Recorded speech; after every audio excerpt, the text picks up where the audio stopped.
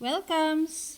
A day in my life bilang tambay na nanay. At bilang vlog ko to, kunwari nag-aayos ako ng Christmas tree. Na-inspired sa winter snow pero ginastosan ko lang ng 15 pesos. Tapos napansin ko, flat talaga yung harap ko pati yung likod. Pinilit ko pa dahil pantay yung tiyan ko tsaka yung dibdib ko. Oh my God. At dahil nga hindi ko matanggap na bilbil yan, dapat ipa-chiropractico na lang talaga yan. At dahil kunwaring responsableng ina, papakainin ko yung bunso kong anak. Ang ulam ay meatballs na tinimpla nung isang linggo pero ngayon lang niluto. Hinati-hati ko nga gamit yung kaliwang kamay dahil hindi naman ako kanan. Hapunan na pala yan pero ito magluluto ako ng almusal. Una nga, nag-init ako ng kawali. At bilang walang pambili ng olive oil, used oil yung ginawit ko. At naglagay ako ng itlog na hindi ko alam kung expired na. Binasag ko nga yung 3 itlog para sabihing mahal kita. Ay! Pagkatapos nga niyan, iniwan ko muna mga 1,200 seconds tapos saka ko siya hinalo. Yes, ganyan ako magprito ng itlog para naman basag na basag, diba? At dahil nga mahal ang motivational rice, kinuha ko na yung kaning tira namin nung last week pa sa ref. Naglagay ako dyan mga siguro 4 na sandok na kanin. Okay pa naman yung amoy niya pero yung lasa bahala na. Malalaman ko na lang mamaya kung may nangyari na.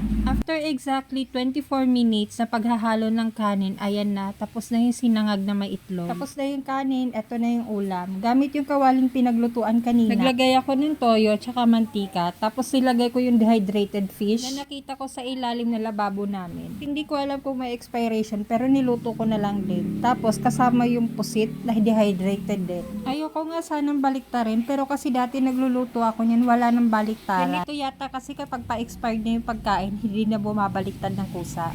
At dahil lang amoy na yung buong bahay namin, luto na siguro yon. Tapos hinain ko na, nilagay ko na siya sa Tupperware ng sabon.